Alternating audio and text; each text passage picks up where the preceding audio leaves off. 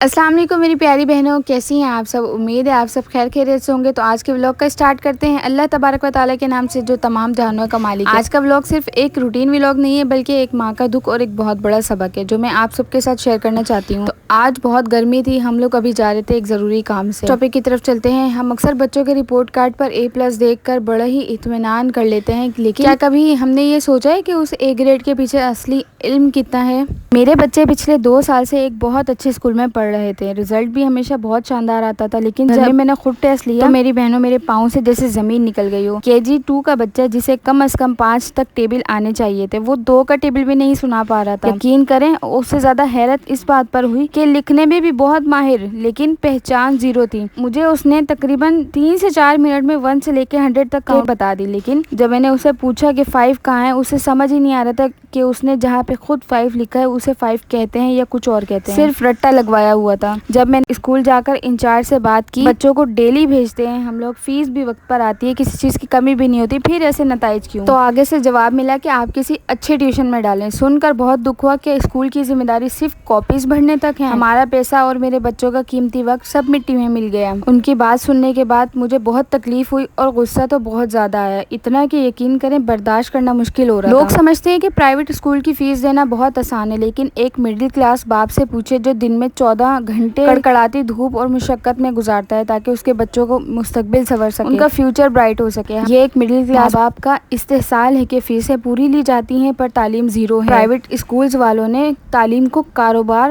اور لوٹ مار کا ذریعہ بنا لیا ہے۔ ان کی نیت میں کھوٹ تھا، تبھی تو بچوں کو صرف رٹی رٹائی کاؤنٹنگ آتی تھی، پہچان 0 تھی، نل بٹا نل۔ یہ سب ہونے کے بعد میں نے سوچا کہ اب مزید یہاں پہ وقت ضائع کرنے سے اچھا ہے کہ ہم کہیں اور بچوں کو ایڈمیشن کروائیں۔ پھر ہم چلے گئے الصفا اکیڈمی۔ وہاں کی پرنسپل نے جب ٹیسٹ لیا تو حقیقت کھل کر سامنے آ گئی، جو بچہ کلاس 1 کے لیے ریڈی تھا وہ اصلاً نل بٹا نل تھا۔ دل تو دکھ رہا تھا، لیکن ہم نے فیصلہ کیا کہ ہم مزید دھوکے میں نہیں رہیں گے۔ بچوں کو واپس مونٹ جونیئر میں بٹھایا تاکہ ان کی بنیاد یعنی بیس مضبوط ہو سکے۔ 2 سال پیچھے ہونا منظور ہے لیکن ان کی تعلیم کے ساتھ سمجھوتا منظور نہیں ہے۔ ایک بھاری بھرکم فیسیں پے کرنے کے بعد ایڈمیشن ہو گیا بچوں کا۔ ایڈمیشن کے بعد واؤچر کا مسئلہ ہو رہا تھا کیونکہ ویکینڈ آ گیا تھا، یعنی سیٹرڈے سنڈے پاکستان میں بینک بند ہوتی ہے۔ جیسے ہی آج بینک کھلے ہم نے سوچا کہ جاتے ہیں سب سے پہلے اپنے فیس والا کام کرواتے ہیں۔ وہاں جا کے ہم نے فیس جمع کروائی اور اس کے بعد ہمیں جانا تھا برانچ، مونٹیسری برانچ جانا تھا، وہاں سے ہم نے اپنے بچوں کے لیے کتابیں اٹھانی تھی۔ آج کا دن بہت تھکا دینے والا تھا، گرمی بھی بہت زیادہ ہو رہی تھی،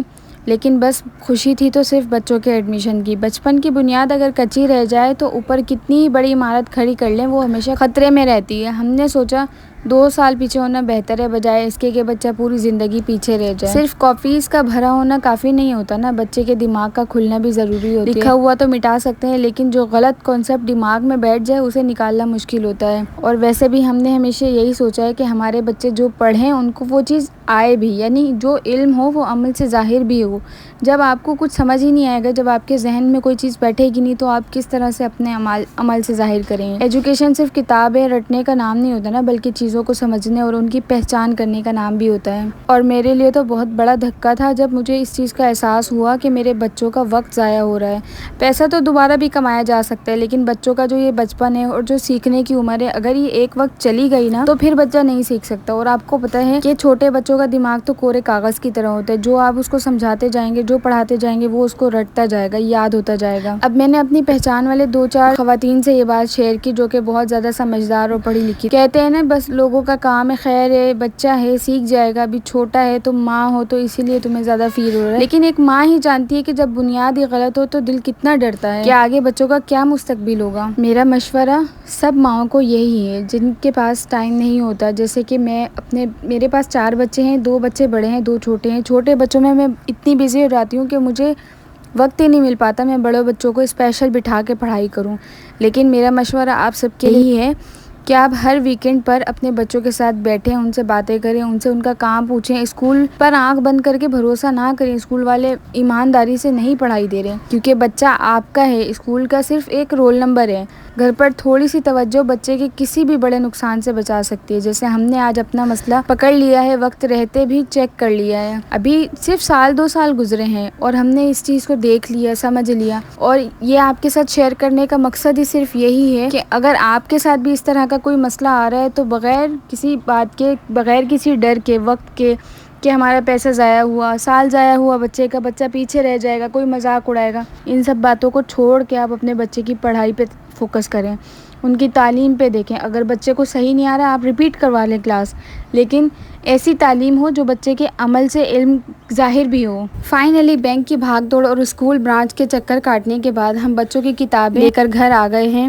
گھر آتے ہی بچوں نے سب سے پہلے اپنی نئی کتابیں دیکھی اور ایک سکون سا مل رہا تھا کہ چلو ایک بڑا مسئلہ حل ہو گیا ہے اور بچوں کا مستقبل بھی صحیح ہاتھوں میں ہے۔ اتنی گرمی میں بھاگ دوڑ کے بعد ہم سب کافی تھک چکے تھے۔ میں نے بچوں کو تھوڑی دیر ریسٹ کروایا کیونکہ ان کا مدرسہ اور ٹیوشن کا وقت ہو رہا تھا۔ میں ماں ہوں، ظاہر ہے میرا فرض ہے کہ میں اس چیز پہ غور کروں، میری وجہ سے بچوں کی پڑھائی اور دینی تعلیم کا حرج نہ ہو، چاہے دن کتنا ہی مصروف کیوں نہ گزرے۔ بچوں کو مدرسہ بھیجا، اس کے بعد ٹیوشن بھیجا اور اسی دوران میں نے گھر کے باقی کام سمیٹے، تھوڑے بہت کیے کیونکہ جیسے آپ کو پتہ ہے میرے پاؤں پہ چوٹ لگی ہوئی ہے، پٹی بندھی ہوئی ہے، تو میری امی میرا کام میں ہیلپ کر دیتی ہیں۔ جب بچے پڑھ کے واپس آئے ایکسائٹمنٹ بھی بہت زیادہ ہو رہی تھی اور ابھی ایکسائٹمنٹ ختم نہیں ہوئی تھی کیونکہ اب باری تھی یونیفارم لینے کی، دوبارہ مارکیٹ جانا تھا، کور کوٹنگ بھی کروانی تھی۔ نئے اسکول کی خوشی اپنی جگہ، لیکن جب خرچوں کی باری آتی ہے تو ہوش ٹھکانے آ جاتے ہیں۔ میں نے ابھی تک admission fees, monthly fees, annual fees اور پھر کتابوں پر تقریباً 70,000 تک خرچ کر دیا ہے، اور ابھی بھی uniform, bags, water bottles, books کی کوٹنگ اور شوز بھی لینا باقی تھا۔ تو پھر میں کھڑے گھر میں یہ سوچ رہی تھی کہ کیا ابھی شوز لینا ضروری ہے، ڈبل مائنڈ ہو رہا تھا۔ میں سوچ رہی تھی کہ کیا میں شوز لے لوں تاکہ ایک ہی بار میں سارے کام ہو جائیں، پھر میں سوچ رہی تھی کہ نہیں ابھی فی الحال شوز نہیں لوں گی، ابھی مئی کا مہینہ چل رہا ہے اور کچھ دن بعد جون کی چھٹیاں شروع ہو جائیں گی۔ بچوں کی اسٹڈیز اسٹارٹ ہو گئی ہے لیکن اصل اسٹڈیز تو جولائی میں ہی اسٹارٹ ہوتی ہیں۔ اتنا خرچہ ایک ساتھ کرنے سے بہتر ہے کہ جو چیزیں ابھی بہت ضروری ہیں جیسے بکس کی کوٹنگ، یونیفارم، پہلے انہیں مکمل کر لیا جائے۔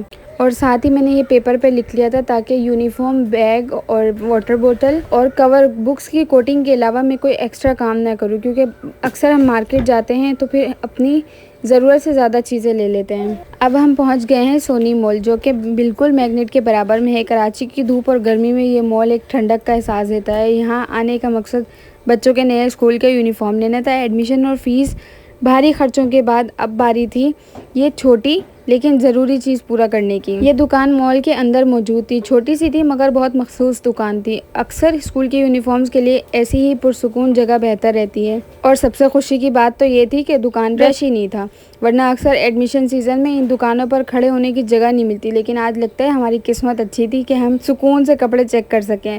اور آج کل کراچی میں گرمی بھی بہت ہے، جس حساب سے گرمی ہو رہی ہے لوگ تو انتظار کرتے ہیں کب شام ہو تو پھر ہم جائیں۔ زیادہ تر لوگ تو رات کے ٹائم میں ہی خرید و فروخت کر رہے ہوتے ہیں۔ میں نے بچوں کے سائزز نکلوائے اور فیبرک کو اچھی طرح سے چیک کیا کیونکہ بچوں نے پورا دن اسی لباس میں گزارنا ہوتا ہے، تو کپڑا کمفرٹیبل ہونا بہت ضروری ہے۔ چھوٹی دکان ہونے کا ایک فائدہ یہ بھی تھا کہ دکاندار پوری توجہ ہمیں دے رہا تھا۔ ہم نے سکون سے شرٹس، پینٹس اور باقی ایکسیسریز خریدی۔ جیسے میں نے پہلے ذکر کیا تھا کہ خرچے بہت زیادہ ہو چکے ہیں، اسی لیے ہر چیز بہت سوچ سمجھ کر لی۔ یونیفارم لینے کے بعد اب ایسا لگ رہا ہے کہ تیاری کا ایک اور بڑا پہاڑ سر ہو گیا ہو۔ شوز نہ لینے کا فیصلہ ابھی بھی برقرار ہے کیونکہ مئی کا مہینہ ہے اور چھٹیاں سر پر ہیں۔ تقریباً سارے کام مکمل ہو گئے تھے، بس اب اگلا مرحلہ یہ تھا کہ گھر جا کر بچوں کو نیا سامان دکھانا ہے۔ اب بچوں کے نئے سفر کی تیاری بالکل مکمل ہے اور دل بھی بہت پرسکون ہو گیا ہے کہ سارے کام نپٹ گئے ہیں وقت سے۔